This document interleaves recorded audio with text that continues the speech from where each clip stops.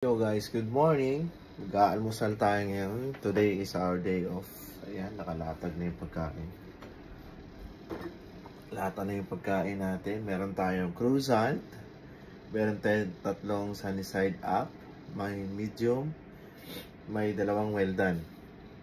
And then meron tayong fried rice, fried adobo rice. And meron din tayong kape. So yan lang yung pagkain natin dito sa abroad. Ito yung basic na kinakain madalas ng mga OFW. Itong combo lang. Sinangag, itlog, tapos tinapay. Yun lang po. Ang pinakamaganda doon, kakain na tayo. Let's go. Kain tayo. Damn. Sarap.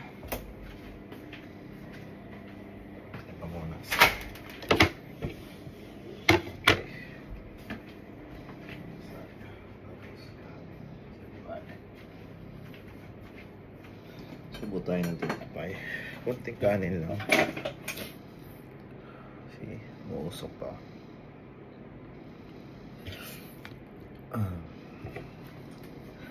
Isang itlog, syempre. Abracadabra.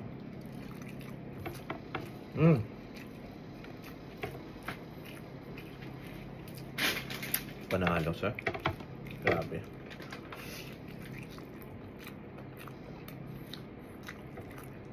Jom.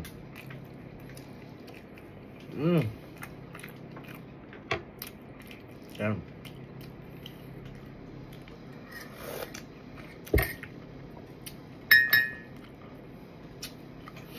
Ito lang yung simpleng buhay ng OFW.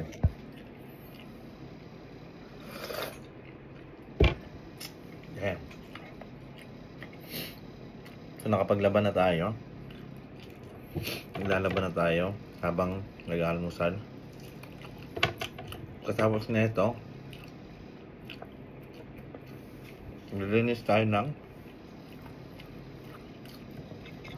kwarto. Okay?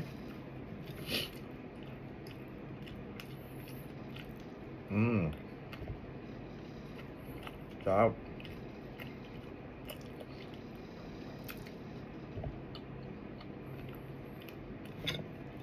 Kasi hanggang ngayon ba, sinasawsaw nyo pa rin yung tinapay nyo sa kape.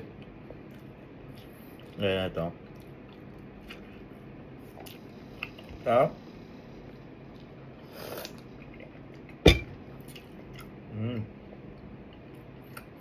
Damn. It's it.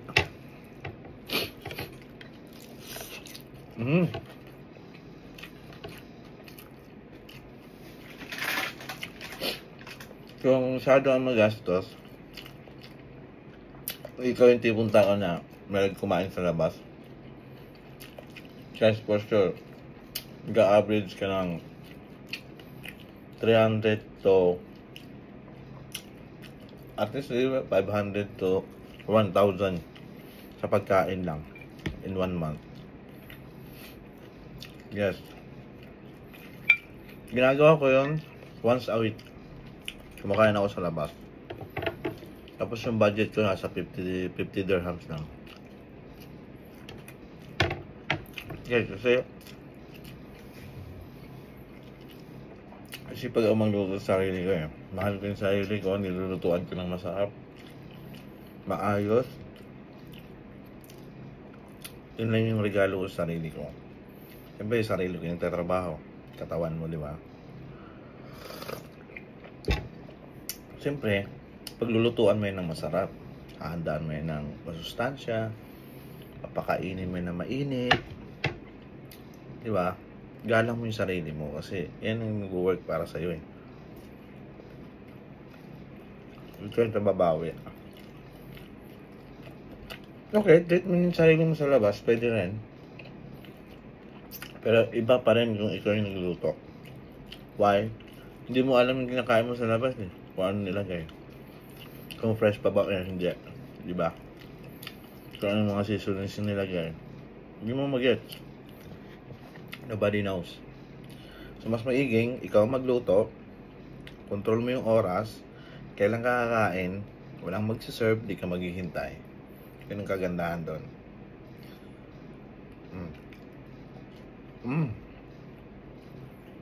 Perfect. I love it.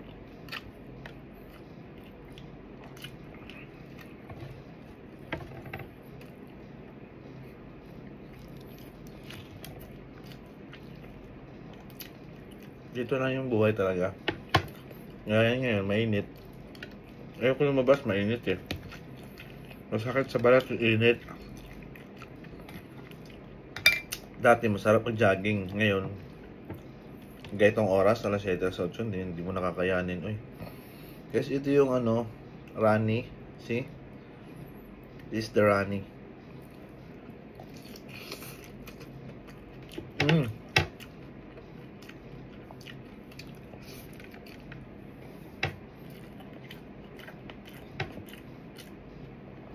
Sarap. Apahap. Mamaya magluluto tayo ng beef. Tapos initin yung toge. Bigyan natin Clarita ang gabi.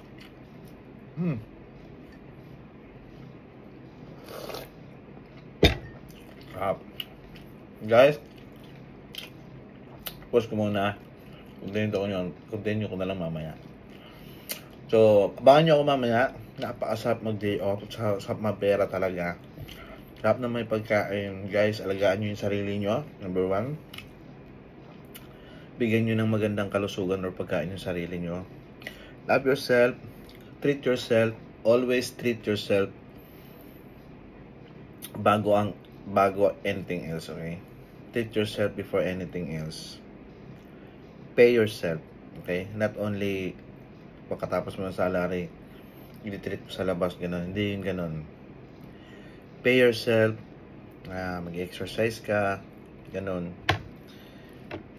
Papakain, i-rest mo ng maaga, matutulog ka ng maaga, kakain ka ng masarap, masustansya, iiwas ka sa bisyo, iiwas ka sa gastos, gano'n yun. Okay, kasama na yun doon. Kaya as a part of growing up, guys, lagi niyong tatandaan, keep distance sa mga taong hindi naman sa inyo believe, ganun, or wala namang ambag sa inyo. Distansya lang kayo, huwag nyo nang patulan. Distansya lang. Okay na yun. Diba? Napakasarap.